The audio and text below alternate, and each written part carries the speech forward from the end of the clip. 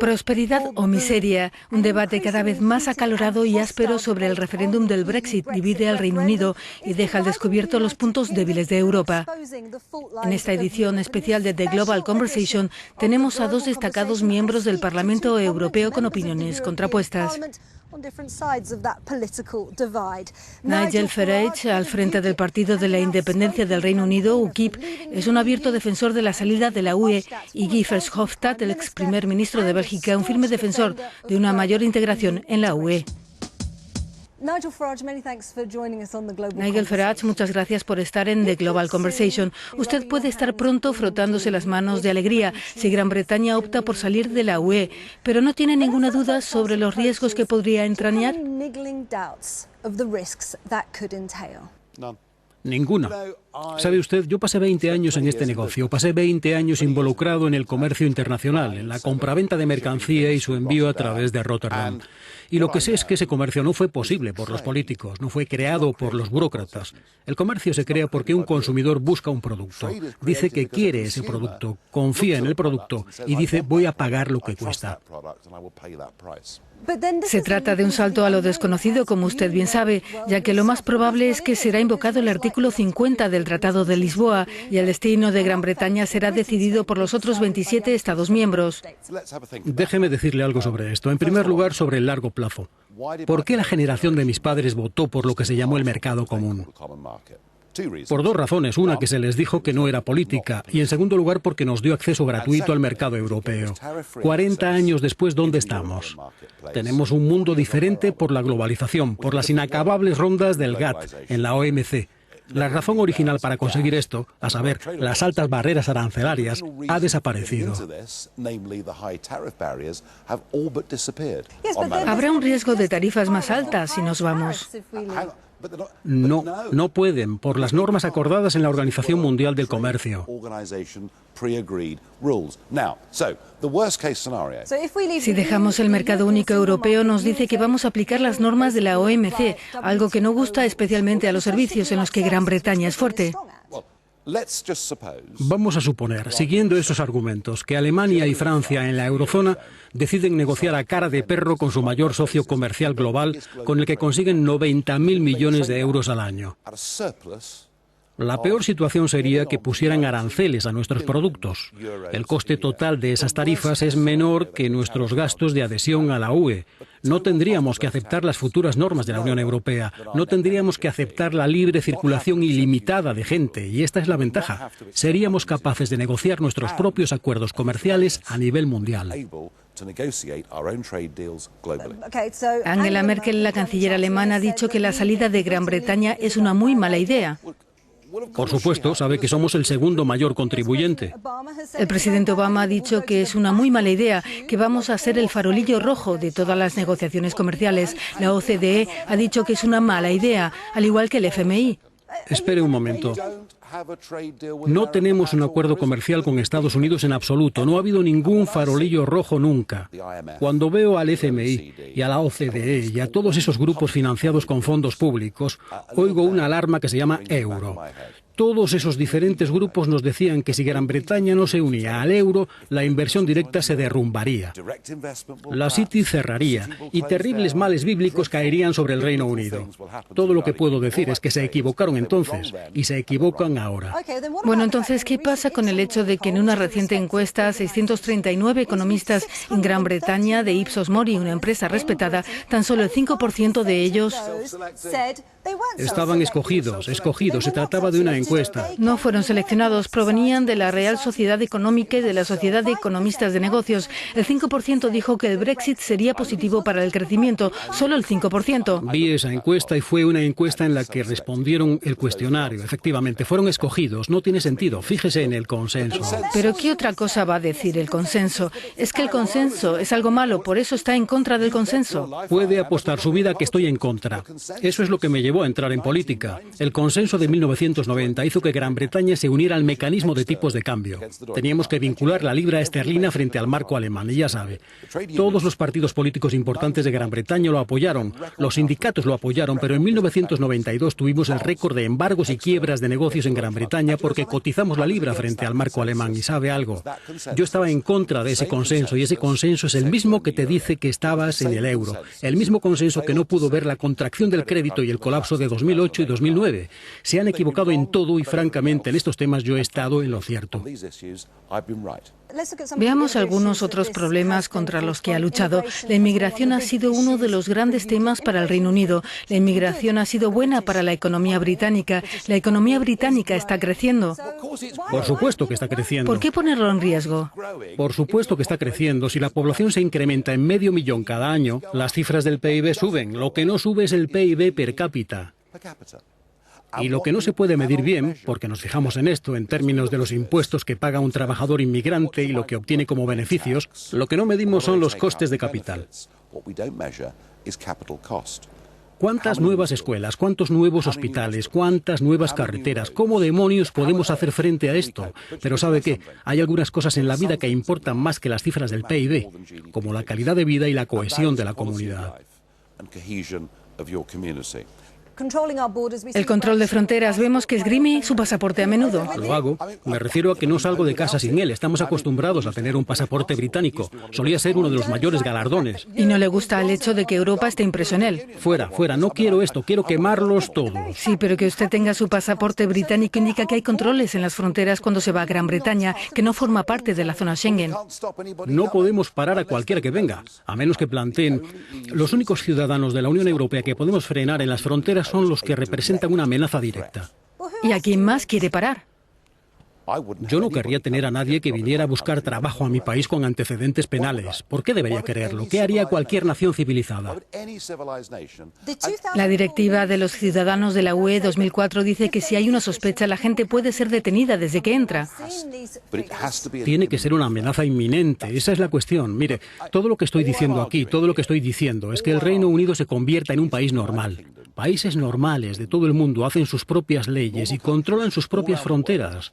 Ya sabe, hay más de 183 países en el mundo que celebran su Día de la Independencia. Todo lo que estoy pidiendo es que nos convirtamos en el 184. ¿Estaríamos más seguros fuera de la UE? Por Dios, sí, de dos maneras.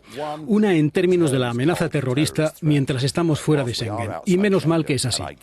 Y lo creo desde que el jefe de Europol e Interpol hablan de la gran cantidad de extremistas que hemos permitido que entren en Europa. Eso me preocupa enormemente. Pero si están fuera de Schengen, ¿por qué esto va a suponer un riesgo? Porque es una cuestión de tiempo, el que la gente se naturalice y tenga pasaportes de la Unión Europea y luego puedan venir libremente a Gran Bretaña. Pero el otro gran problema que tenemos aquí, y sobre el que no hemos pensado lo suficiente, es que sabemos que la semana siguiente al referéndum británico habrá discusiones aquí sobre la formación de un ejército europeo. Ahora estoy realmente, legítimamente preocupado. Usted ha dicho que está endiablado porque la gente dice que es usted un racista. ¿Se retracta usted de sus comentarios sobre que los inmigrantes incrementan las posibilidades de que violen mujeres? Sí. Yo no he dicho eso, he dicho que es un problema. Pues si es un problema, no está de más sacar el tema.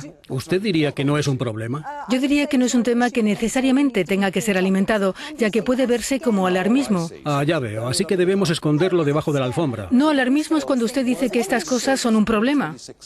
Son las 26 agresiones sexuales que tuvieron lugar hace 12 días en un concierto de rock en Alemania alarmismo. Hay que ocultar eso también. Mire, es algo muy interesante esto, muy interesante. Con respecto a las agresiones sexuales de Colonia, cuando me preguntaron por ello, di la que pensé que era la más suave de las respuestas posibles, la más edulcorada que he dado nunca. He dicho, es un problema, pero no es algo de o ahora o nunca, es una cuestión a mucho más largo plazo. Y es interesante que esto haya sido recogido, porque hay comentaristas, hay exministros que han dicho cosas mucho más fuertes que yo. Sí, pero al mismo tiempo ha afirmado que no quiere tener rumanos que se muden al piso de enfrente. Yo no he dicho eso nunca, es una exageración, basura. También ha dicho que nos han pasado la diversidad por las narices, así que puede ver por qué el asunto de la raza. Usted lleva el racismo puesto. ¿Quién fue el que dijo? Andrew Nether, que trabajaba para Tony Blair en Downing Street, dijo: vamos a pasarles la diversidad por las narices a la derecha, y nos abrió a la inmigración masiva a una escala que nunca habíamos visto antes. No es de extrañar que el 77% de los británicos ahora quieran que retomemos el control de fronteras. Un par de preguntas para terminar. Si pierde este referéndum por el Brexit, que es obvio ha sido el trabajo de su vida, ¿va a dimitir? Eso es como preguntarle a un general que va a la guerra qué hará si pierde. Eso es lo que le pregunto, ¿qué hará? No puedo contemplar esa posibilidad, estaría loco si lo hiciera. ¿Cómo podría estar sentado hablando con usted después de haber conducido de noche, de no haber dormido en mi cama, trabajando sin parar estos últimos días para conseguir el Brexit? No puedo contemplar la derrota. Pregúntemelo después si las cosas van mal. Bien, y luego finalmente, deme una razón. Si tuviera que elegir una razón por la que Gran Bretaña debería abandonar la UE, en pocas palabras, ¿por qué? Porque los mejores para cuidar Gran Bretaña son los propios británicos. Debemos hacerlo a través de las urnas en nuestro propio Parlamento. Incluso para aquellos que quieren más Europa y que Gran Bretaña sea parte de ella, el Brexit podría ser una oportunidad. Guy Verhofstadt es el presidente de la Alianza de los Demócratas y Liberales por Europa en el Parlamento Europeo.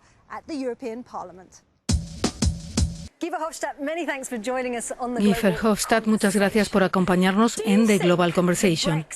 ¿Cree que el referéndum Brexit podría ser una bendición disfrazada? A usted no hay que recordarle quién es Jean Monnet, uno de los padres fundadores de la UE. Dijo que la UE se forjó a través de crisis. ¿Podría ser esta crisis necesaria para la UE? Yo no lo veo como una crisis, sino como una oportunidad. Podría ser un elemento de cambio, podría ser un impulso en nuestra historia que creara una enorme oportunidad. ¿Qué oportunidades? Bueno, para arreglar la Unión Europea, porque la Unión Europea no funciona muy bien. No es difícil darse cuenta si vemos la crisis de los refugiados, la crisis del terrorismo, la crisis del euro, la debilidad geopolítica de Europa. No es difícil reconocer que Europa, esta Europa, no funciona. Así que para mí, el Brexit con un sí o con un no es una oportunidad para abrir el debate sobre los fundamentos, las bases de la Unión Europea.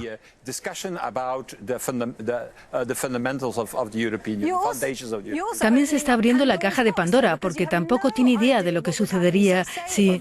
La caja de Pandora está abierta ahora, porque todo el mundo dice que sí, que no necesitamos diferentes tipos de integración. Yo digo que ya tenemos 28 tipos diferentes de integración. No existe una Unión Europea. Creo que en mi libro sobre la última oportunidad de Europa y la enfermedad de Europa, describo al menos 12 sindicatos europeos diferentes que existen en la actualidad. Así que tenemos que deshacernos de esto y creo que la discusión en torno a Gran Bretaña es una oportunidad para establecer lo que yo llamo un núcleo central para ir más lejos en la integración. Si Gran Bretaña decide irse, ¿qué tan importante será hacer un ejemplo de Gran Bretaña para asegurarnos de que otros países no quieran irse también? La mayor parte de la gente quiere seguir en la Unión Europea, pero no en esta Unión Europea. Hay que diferenciar lo que la gente piensa acerca de esta Unión Europea, de una Unión Europea que no funciona y crea crisis, y es de lo que hablamos, o bien del conjunto de Europa como una idea, como proyecto, como una visión para el futuro. Y hay mucha gente, la mayoría de la gente, una gran mayoría de gente, que quiere una Unión Europea más integrada, e incluso una comunidad de defensa. Los antieuropeos británicos dirían que es estar fuera de la Unión Europea lo que daría más seguridad. No creo que esa sea la opinión generalizada. Por ejemplo, Barack Obama dijo en Gran Bretaña que sería estúpido que Gran Bretaña saliera de la Unión Europea. Si no resolvemos los problemas, si no reformamos esta Unión Europea, más y más gente, eso es cierto, será populista, irá al nacionalismo, votará por partidos nacionalistas, populistas y euroescépticos. Y por eso en mi libro lo que hice fue suscribir la mayor parte de las críticas de los euroescépticos y los partidos populistas. Tienen razón cuando critican esta Unión Europea, pero se equivocan cuando dicen que para resolver los problemas de la Unión Europea tenemos que volver al pasado y al viejo estilo de los Estados-nación del siglo XIX.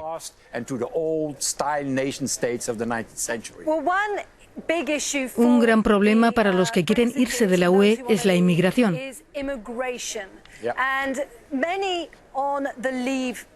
Y muchos en la campaña sostienen, por ejemplo, con respecto a la libertad de movimientos, que en Gran Bretaña los servicios están sobrecargados. ¿Cree que hay que revisar la libertad de movimiento? Eso no cuenta, en general, para Europa, porque en Europa lo que vemos es una falta de movilidad laboral. Y la movilidad laboral en Europa es 10 veces menor que, por ejemplo, en los Estados Unidos. Una de las consecuencias de esto es que hay 2 millones de vacantes en Europa, 2 millones de puestos de trabajo que no se cubren.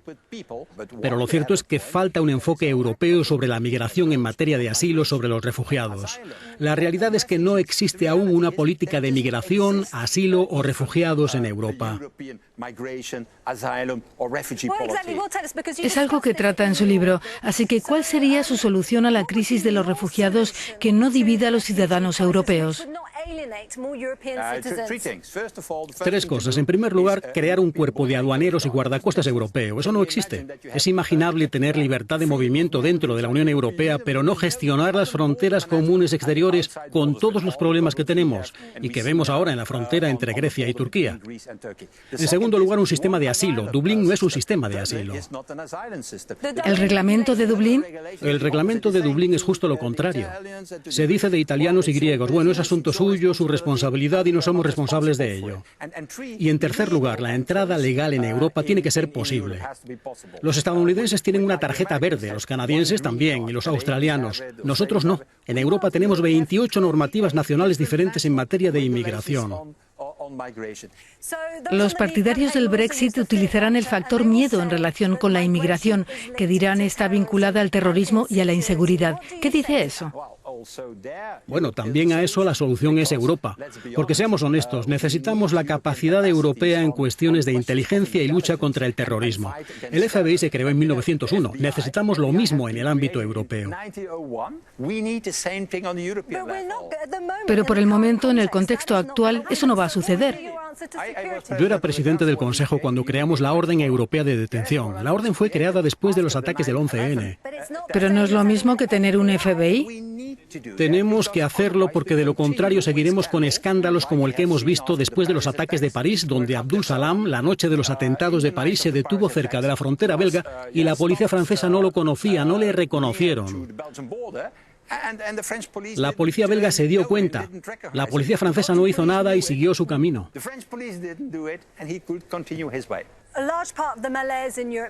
Una gran parte del malestar en Europa comenzó con la crisis económica. Ahora bien, si llevamos esto al debate Brexit, los favorables a irse dicen que sería mucho más ágil sin las trabas de la UE, sin tener que lidiar con la burocracia y sin tener que comerciar necesariamente con la UE, que tiene una economía estancada.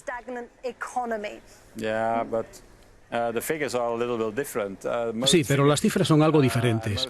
La mayoría de las cifras y la mayoría de los análisis muestran una enorme desventaja si Gran Bretaña abandona la Unión Europea. No es cosa mía. Los expertos dicen que habría una pérdida de crecimiento económico de entre el 2 y el 10% en Gran Bretaña. Así que no creo de ninguna manera que estar sea algo malo. Así que obviamente usted es un federalista convencido. Ese es su sueño europeo, lo describe en su libro. Federalismo no es un mal término. No es un mal término. No, porque la nación más poderosa del mundo, ¿cuál es la nación más poderosa? Los Estados Unidos. Por el momento. Los Estados Unidos de América son un Estado federal, así que un Estado federal es una señal de fuerza y un signo de sumar nuestros puntos fuertes. En teoría es bueno, pero sus críticos dirán que espolea usted un caballo muerto porque el contexto ha cambiado demasiado. Eso no es posible en el momento actual.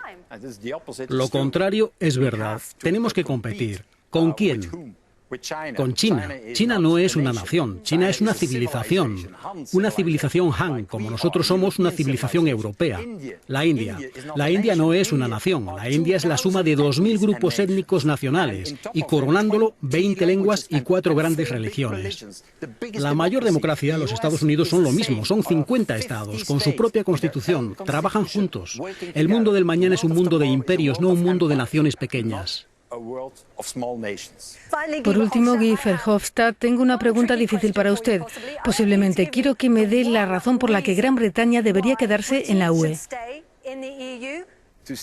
Para quedarse, simplemente, geopolíticamente, el interés de Gran Bretaña es permanecer en la Unión Europea. El único tipo que creo que podría carcajearse por una votación Brexit para salir de la UE es Vladimir Putin. A él le gusta una Europa dividida, así que, por razones geopolíticas, esa es la razón más importante por la que Gran Bretaña debería permanecer en la Unión Europea. Thank you very much for having been with us on the program.